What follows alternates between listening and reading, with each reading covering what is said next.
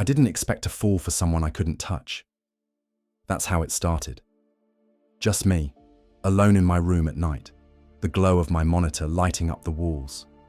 My headphones were always warm against my ears, the soft hum of my fan mixing, with the low clicks of my keyboard.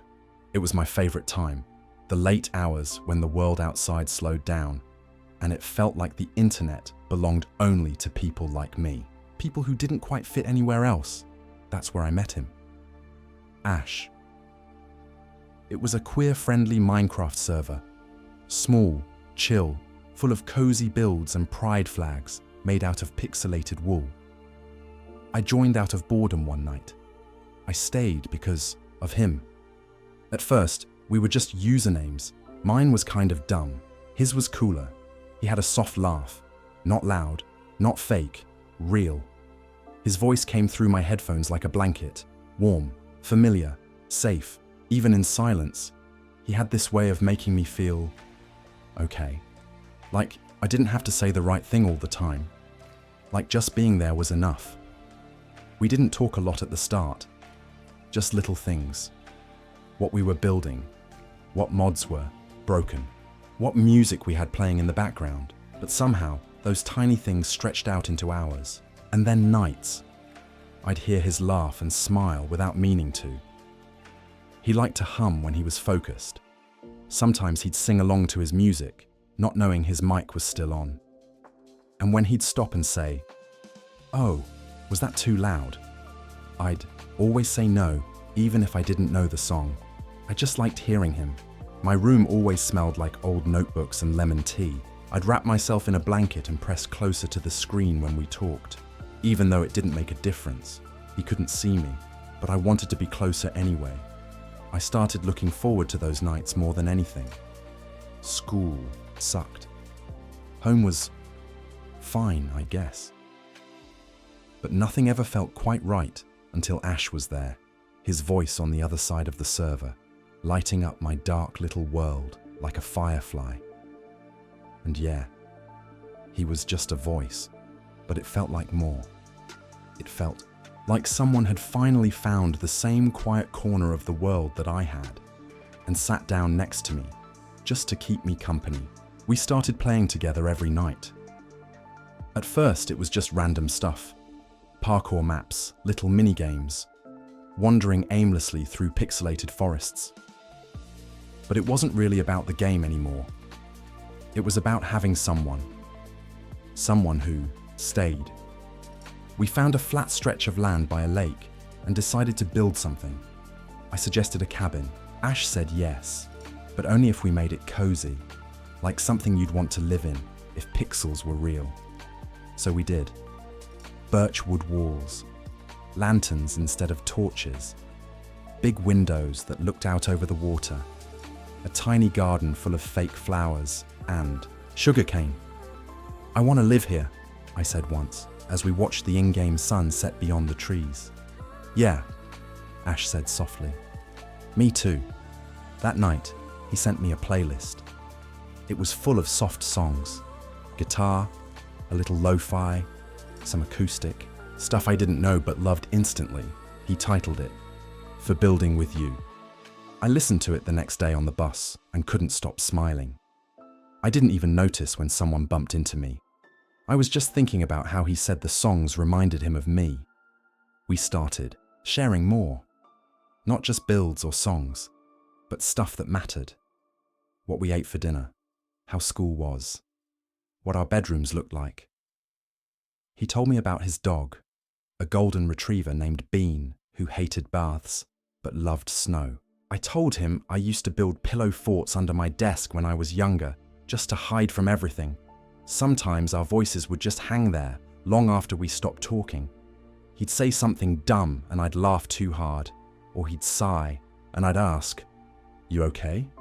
And he'd pause for a second too long before saying, "Yeah, just tired." I got good at hearing the things he didn't say. One night, I logged in late, expecting him to be gone, but there he was, waiting by our cabin. "You're my favorite person," he said suddenly. It hit me like a soft punch to the chest. He didn't say it again, didn't explain it. just kept playing like it was no big deal. But I sat there, frozen, headphones on, heart loud in my chest. I typed, "You too," but never hit send.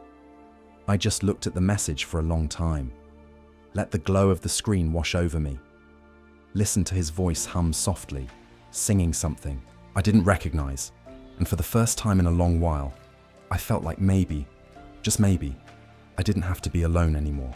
I used to think the screen was a wall, like it kept people out, kept everything distant, safe. But with Ash, it started to feel like a window. Every day after school, I rushed home, threw my bag down, and opened Discord. Not for the messages or the memes, just to see if that tiny green dot was next to his name. When it wasn't, my chest would tighten in this weird, quiet way. I started saving his voice messages, not in a creepy way, just to have them, in case. I'd listen to them when it was too quiet in the house or when I couldn't sleep. Little things, him laughing at something dumb I said, or singing the hook of a song while building in Minecraft, or whispering goodnight with a tired smile in his voice. I never saw his face, but I could picture him, not like a movie star or a fantasy, just a real boy, with messy hair and soft hoodies. The kind of person who smells like detergent and rain. The kind of person whose eyes light up when they talk about something they love. That's how I saw him. And it was strange because I'd never felt like that before. I didn't know what to call it. Was it love? A crush? Something in between? But I knew that when he wasn't online, my whole day felt a little off. Like I forgot something important. Like my heart was waiting for something that didn't show up. One night, neither of us talked much. We logged into our cabin and just stayed. I sat in my chair, headphones on, eyes on the screen. Our little avatars stood, side by side, watching the fake moon rise. He sighed, barely a sound. "I like this," I smiled. "Me too." Then silence, but not awkward silence. It was the kind that feels full, like nothing needed to be said, like being there was enough. My room was dark, lit only by the screen. The hum of my PC mixed with his breathing in my ears. I felt the weight of the moment settle in my chest, and I whispered so quiet I wasn't even sure if my mic picked it up. "I wish you were here." He didn't say anything, but he didn't log off either. We just stayed there, together but apart. And in that quiet space between pixels and heartbeats, I realized he was never just a screen. He was someone I was starting to fall for. At first, I thought it was his Wi-Fi. Ash always joked about how crappy his internet was. If I disappear mid-sentence, he'd say, "It's not ghosting, it's Comcast." So when he didn't show up that Friday night, I figured he got booted or maybe fell asleep with his headset on. But Saturday came, and nothing. No green dot, no message, no ping. Sunday, still nothing. By Monday, I started typing out a DM. Just a casual "hey," nothing needy, but I erased it. Waited a few more hours. Told myself he was just busy. By Wednesday, I sent it anyway. Me, "Hey, you okay?" No reply. Thursday, I scrolled up through our messages. All the little pieces of us, screenshots, memes, his playlists, photos of his dog, late night rants about school and life, a million LOLs and bruhs, a few quiet, meaningful ones. "Ash, thanks for being here. Me. I always will be." His last message was from exactly 8 days ago. "Night. You're my favorite person." I stared at it until the words blurred. My headphones were still plugged in, but no sound came through. Just the hum of my computer. My room was too quiet, too still, and cold somehow. Friday marked a full week. I logged into Minecraft alone. Our cabin was still there, pixel perfect. The little garden he built, the dock where we fished fake fish, the torchlit path winding through blocky trees. But it felt empty, like something sacred had been abandoned. I sat on the virtual dock and let my avatar stare out at the fake lake. The water shimmered like always, The sky turned from orange to night blue. Still no Ash. I typed something into the game chat, even though I knew he wouldn't see it. Me. Where'd you go? I closed the game. That night, I cried into my pillow, not loud or dramatic. Just quiet, slow tears that soaked the fabric beneath my cheek. I missed his voice, his laugh, his dumb jokes, his steady presence, like a heartbeat in the background of my life. Week 2 came, still nothing. I checked his Instagram, nothing new. I DM'd him again. Me. Just let me know you're okay, please. Unread. Week 3, I started to panic, but I didn't tell anyone. Not my parents, not my friends. How do you explain heartbreak over someone you've never touched? How do you admit you're losing sleep over someone you met through a screen? I kept logging into the server. Our cabin never changed. A frozen place in time. I sat in the quiet and imagined him on the other end, headset slipping off as he drifted to sleep. I imagined him waking up, rubbing his eyes, grinning when he saw my name online, but he didn't log on. I stopped eating much. My grades dipped. My mum asked if I was okay. I nodded, said I was tired, which was true. Tired of not knowing. Tired of the silence. Tired of holding hope like it was a secret I wasn't allowed to share.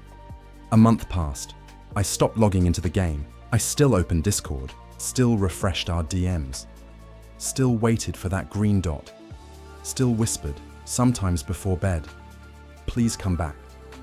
But nothing changed. It was like he'd been erased, deleted from the internet, from the world, from me. And the worst part, I never even got to say goodbye. I didn't plan to search for him. Not at first, it started with a dream. I was standing on our cabin dock, watching the sunset. The fake water shimmered in gold and pink. Ash sat beside me, his blocky figure still, silent. I turned to him, but his face was blank, empty pixels where his eyes should be. I woke up gasping, the sheets tangled around my legs, my chest aching like I'd run miles. I couldn't keep pretending it didn't matter. I couldn't keep pretending he wasn't real. Somewhere, Ash existed. He was out there, breathing, walking, hurting maybe, and I couldn't just sit here, waiting forever. So I started small. I went back through our messages, every call, every text, every little breadcrumb. I searched his old usernames, checked different social platforms. Nothing new, nothing active. But then I remembered something. A blurry photo he'd sent once. It wasn't of him, but of his dog. A big golden retriever, sprawled on a porch with trees in the background. I zoomed in. There was a gas station sign just visible through the trees, half cut off, but I could make out a word. Creswell. I searched it. There were a few towns named Creswell in the US. One in Oregon, another in North Carolina. I remembered a conversation we had months ago. He mentioned rain a lot, pine trees and mountains. Said his clothes always smelled like wood smoke in the winter. Oregon. It had to be Oregon. I still wasn't sure what I was doing. I didn't know where exactly he lived, or if I'd even recognize anything. But the not knowing was killing me more than the risk. So I lied. I told my parents I was visiting a friend in Portland for a school project. My voice shook, but they didn't question it. I guess I'd been so quiet lately, they were just happy I was leaving my room. I packed a small bag, hoodie, charger, notebook, snacks. I bought a Greyhound ticket online with the saved up money from tutoring. It felt reckless, but also right. Like I was finally doing something instead of drowning in silence. The ride was long. I sat by the window as the bus moved through cities, towns, trees. Rain tapped the glass like a soft warning. My breath fogged the window, and I drew a little heart with my fingertip, then wiped it away. Ash's voice played in my memory like a favorite song. If we ever met in real life, you'd laugh at how awkward I am. I think I'd just sit next to you in silence, that's enough. I clutched my phone. No new messages. Somewhere, he existed. I just had to find where. The bus pulled into a small station near Creswell. The sky was overcast. The air smelled like rain and damp leaves. My shoes squeaked on the wet pavement. I took a deep breath. I didn't have a plan, just a feeling. I wandered the town for a bit. Tiny stores, a diner with neon lights, a sleepy post office. It all felt dreamlike, like I had stepped into a memory I never lived. Then I saw it. A road sign for a state park. I remembered a story Ash told me once, about hiking near a lake when he was younger. He said it felt like stepping into a fantasy world, like the lake in our Minecraft world. I followed the signs. My legs ached as I walked the dirt path. My bag, heavy on my shoulder. Trees whispered above me, and pine needles crunched underfoot. The smell of moss, wood, rain. It was all so vivid, it almost hurt. Then I saw the water, a lake, still and glassy, tucked between the trees. It looked just like the one we built together, not perfectly, of course, but close enough to make my breath catch. I stepped down to the shore and sat, just sat. The silence wrapped around me like a blanket, not empty, not cold, just quiet.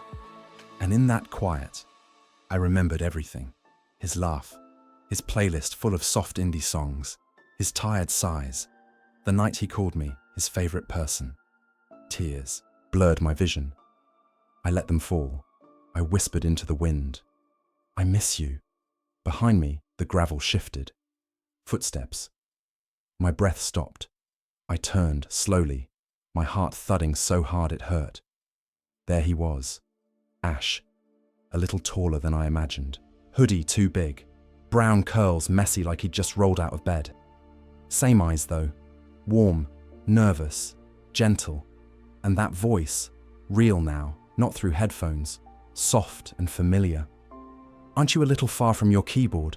I stood there, frozen, my mouth open but no words coming out. My whole body buzzed, like I wasn't sure if I was dreaming or about to faint. Ash stepped closer, hands stuffed in his pockets, eyes wide and glassy. It's really you, I finally whispered. He nodded. You found me. He laughed softly. You're kind of insane. I get that a lot. A beat of quiet. Then he said, I'm glad you did. The wind rustled the leaves. I could hear a frog croak from somewhere across the lake. The ground beneath us was damp and cold, but I didn't care. My hand brushed against his. Just a little. Barely anything. But he didn't pull away. I looked down, watching our pinkies almost touch. Can I whispered, unsure of how to ask. Ash nodded before I finished, just the smallest nod. But it was enough. I turned my hand, slow and careful, and slid my fingers between his. He exhaled, soft and shaky, and leaned his head on my shoulder. My heart felt like it might break and bloom all at once. We sat like that for a long time, just breathing, just being. Eventually, he said, I thought I'd lost everything. But you're here. I squeezed his hand. I never stopped looking. The sun started to dip behind the trees. The lake turned gold. Birds sang their last songs of the day, and there we were, two boys who met through pixels and sound, sitting side by side in the real world. I don't know what happens next, Ash whispered. Me neither, I said. And that was okay. I didn't know what to do. Ash was standing in front of me, real, breathing, rain-soaked sneakers and all. For a second, I just stared at him, like if I blinked he might vanish again. His eyes held mine, quiet, careful, like he was scared to move too fast. My voice cracked. I didn't know if I'd ever see you again. He smiled, a small one, a little sad. Me neither. I sat back down on the cold grass. My knees felt too shaky to hold me up. Ash lowered himself next to me, not too close, not too far, The lake rippled gently in front of us, like it knew this moment mattered. For a while, neither of us spoke. Birds rustled in the trees above. The wind whispered through pine needles. The air smelled damp and earthy. His shoulder wasn't touching mine, but I could feel his warmth. A real person beside me, not a voice in my headphones, not a floating Minecraft skin. A boy I missed like breathing. I thought something happened to you, I finally said. You were just gone. He looked down at his hands, picked at the frayed edge of his sleeve. Something did happen, he said softly. My parents found out. I didn't have to ask what he meant. He kept going, voice low like it hurt to say it out loud. They went through my phone, saw our chats, the server, everything. My mom cried. My dad, he just took it all. My phone, my laptop, even the router for a while. I blinked. My chest tightened. I tried to find ways to reach you, Ash said. But they locked it all down. No tech, no school for a week. It was like I didn't exist. I swallowed. You did. You still do. He looked at me then. Really looked. His eyes were glassy, a storm held back just behind them. I thought about you every day. A lump rose in my throat. I nodded. Same. We sat in silence again, but it wasn't empty. It was the kind of silence that held everything we couldn't say yet. Ash took a deep breath. Why did you come? Here? I laughed softly, breath catching. Because I had to know you were real. He smiled again, just a little brighter. And? You're real, I said. More than real. A breeze blew across the lake. His curls danced in the wind. I wanted to reach out and fix them. I didn't. I found this place before I found you, I said. I remembered what you said, about the lake near your town, about the trees. I figured, maybe if I sat here long enough, the world would bring you to me. Ash stared out at the water. This was always my favorite place, he said. Whenever things got too loud at home, I'd come here, sit, think, sometimes cry. Do you still come here? I asked. Not often, he said, but I needed quiet today. I nodded. So did I. We sat there, two boys wrapped in shadows and sunlight, not quite touching, not quite speaking. But everything we needed to say floated between us like mist off the lake. Ash looked at me sideways. You really came all this way just to find me? I really did. Because in that moment I had him, and he had me. And for now, that was enough. We walked a little after that. The trail around the lake was narrow, soft with pine needles. Our hands stayed linked, sometimes swinging gently between us. The world around felt hushed, like it knew not to interrupt. Ash kicked a stone into the water. It made small ripples that disappeared fast. I used to walk this trail alone, he said quietly. Sometimes I'd imagine you were here. I didn't say anything right away. I just looked at him, his profile against the fading light, and tried to remember every small part of this moment. The smell of wet bark, the way our shoes crunched on gravel, the warmth of his fingers around mine. You don't have to imagine anymore, I said. He gave a small smile, but his eyes were heavy, sad somehow, like he wanted to believe me, but couldn't quite yet. I thought you might hate me, he said. I stopped walking. He turned to face me. Why would I hate you? You disappeared, he said. No message, no warning. You left me wondering if I messed up. If I said something wrong. Ash looked down, his voice rougher now. Because when people find out I'm me, they leave, or they try to fix me. I let the silence stretch just long enough for it to mean something. I didn't want to fix you, I said. I just wanted to keep hearing your voice.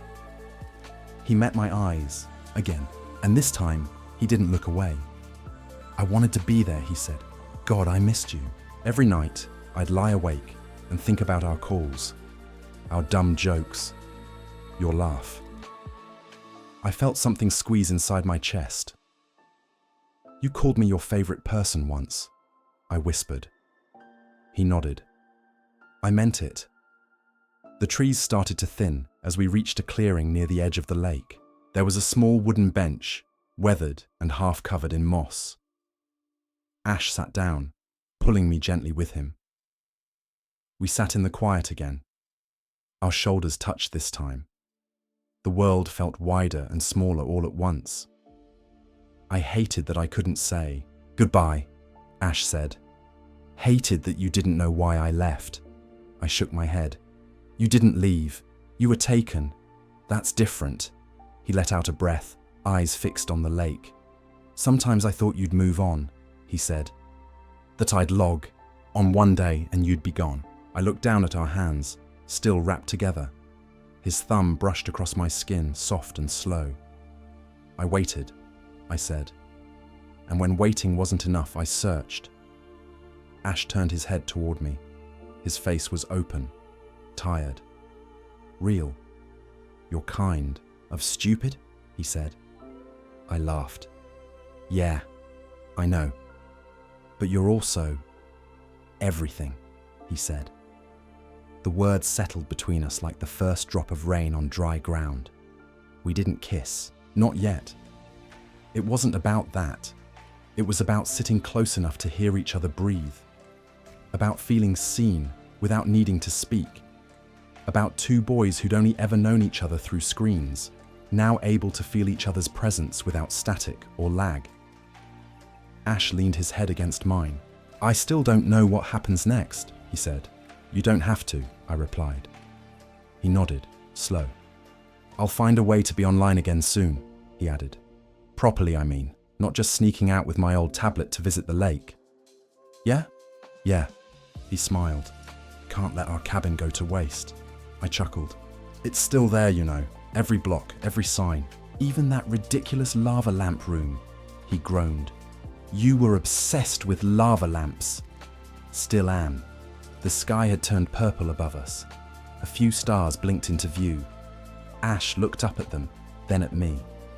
"This feels like a dream," he whispered. "It's not," I said. "I'm here. You're here. We're offline. But it's real." His lips parted like he was going to say something, but nothing came out. He just looked at me, and I looked at him. And somehow that was enough. He rested his head against my shoulder again. My cheek pressed against his hair. It smelled like pine and rain, and a little bit like that laundry detergent he used to joke about. "Smells like mountain air and broken promises." It smelled like him. After a long silence, he whispered, "You didn't stop looking." I couldn't. We didn't talk after that. Not with words. Just sat. Just breathed. Just existed side by side. No usernames, no headsets, no glowing screens. Just us, two boys, real. We didn't rush to leave the lake. The light kept fading until the stars became clear above us. Soft, scattered, quiet. I never thought real stars could look the way they do in video games, but they did. A kind of sparkle that made your chest ache a little, like they knew everything and weren't telling. Ash and I lay back on the mossy ground.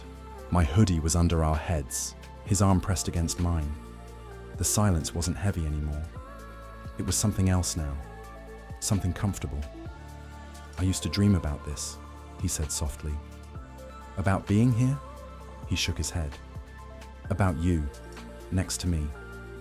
No headphones, no walls, just being close." I didn't know what to say to that, so I didn't say anything.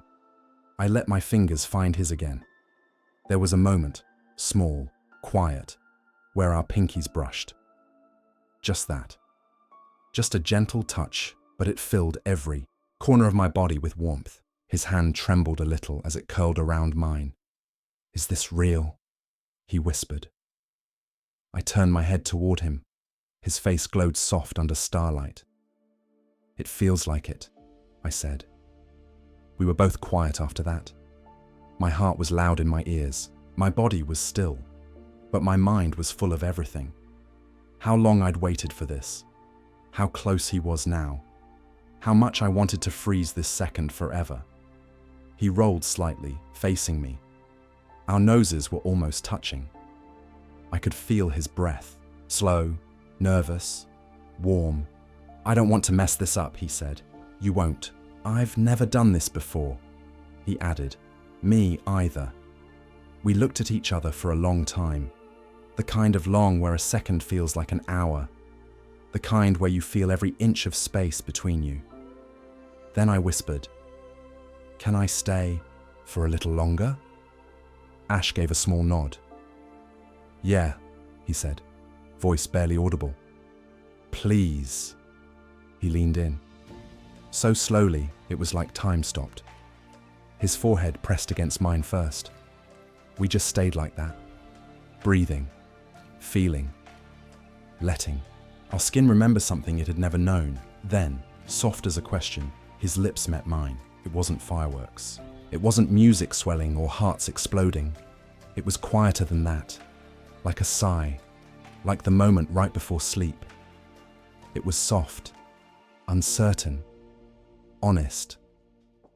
When we pulled back, he kept his eyes closed for a second. Then he opened them, looked at me, and said, "You found me." "You didn't stop," he added, like he couldn't believe it still. I smiled. "I wasn't ready to lose you." He laughed quietly and laid back again. Our hands stayed joined between us. "I wish I could stay. Out here forever," he said. I looked up at the sky. "Maybe not forever. I mean, there's no Wi-Fi." He laughed again, louder this time. I grinned. Then the quiet came back, but it was a different kind of quiet, one filled with laughter that had settled into our bones, with memories that finally had a body to live in. "I don't know what comes next," he said. "Me neither. But I think I want to find out." "Together?" I asked. He turned to me again. "Yeah," he whispered. "Together." We didn't kiss again. We didn't need to.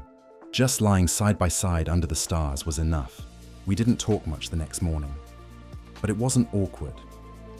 Ash made instant coffee over a small camping stove and handed me a cup. It was too hot, slightly bitter, but perfect, because he gave it to me. He smiled when I took a sip and made a face. "Not a fan? It's terrible," I said. "Yeah," he agreed, "but it's real." And that was the thing. Everything felt real now. The taste of cheap coffee, the weight of the air between us, the rustling of trees, his hair messed up from sleep, my hoodie zipped halfway up because the morning chill had settled on us. We sat near the water again, this time with daylight cutting across the lake in thin gold lines. Ash's hand brushed mine, not by accident this time. Our fingers stayed laced together like a quiet promise.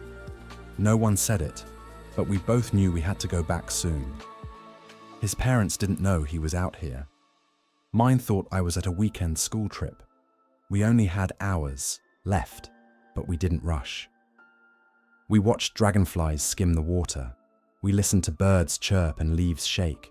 We took pictures we might never post, laughed about stuff we couldn't explain to anyone else. Sometimes we just looked at each other. I'd spent months guessing what his face might look like. It was strange now, knowing the shape of his eyebrows, the soft curve of his lips, the way his nose tilted slightly to one side. Not perfect, but real. Beautiful in a way nothing edited ever could be. We talked too, about small things, favorite movies, how weird high school was, our first crushes. Ash told me about the time his mum found his old phone and cried for hours after reading one of his chats with a friend. Not angry, just scared. She thought I was going to get hurt, he said, voice low. That someone would find out and, I don't know, break me. I didn't say much, I just listened. That felt more important. He talked about how lonely it had felt to lose everything. His server, his friends. Me. "I thought you'd forget me," he whispered. "I didn't," I said. He looked at me for a long second, then rested his head on my shoulder. When the time came to leave, we didn't cry. I thought we might, but we didn't. Maybe we were too tired. Or maybe we didn't need to. Because this wasn't goodbye. Not really. We stood beside the old trail, the lake behind us. "Text me when you get back," he said. "I will." He gave me one last look, then added, "Thank you for not giving up." I stepped closer. "Thank you for still being here." We didn't kiss again. We just hugged. A long one. His arms wrapped around my back, mine around his waist. Our bodies remembered. Then we let go. And I turned away first, because if I didn't, I might not have left at all. Back home, everything felt quieter. The world was too fast again. Cars, voices, notifications. But I carried the lake with me. In my bones. In my breath. At night, I logged back into the server. The same one where we'd met. It had updated while we were gone. New blocks, new music, but the cabin still stood. I walked around it in-game, like I had so many times before. The torches were still there. The little flower ash planted near the window. The dock we'd built where we used to fish, but mostly just talked. And then, a sound. Footsteps. Ash's avatar appeared on the path. He didn't say anything right away, just stood there. I moved mine closer. Then a message popped up in chat Ash Light. "Hey, favorite person." I smiled. Typed, "Greenfish guy." "Hey, welcome back." We didn't say much more. We didn't need to. His avatar sat by the lake. Mine joined him. We watched the blocky sunset melt into water. Then one last message appeared from him. "Ashlight, we're not just online anymore." I stared at that for a long time. Not just online. That's what this was now. Us, out there, in the real world. Breathing the same air, touching the same grass, sharing coffee that tasted awful but felt warm anyway. Love didn't stay behind the screen. It walked into the trees with us. It laughed in the dark. It kissed like a question, then waited for the answer. I thought of Ash's voice in my ear, saying, "You found me." I typed one last thing, "Greenfish guy." Would you go offline forever if love waited on the other side? No reply came yet, but I wasn't worried. Some messages are meant to linger. Some love stories aren't made of pixels. They're made of finding someone when you least expect it, and not letting go when you finally do.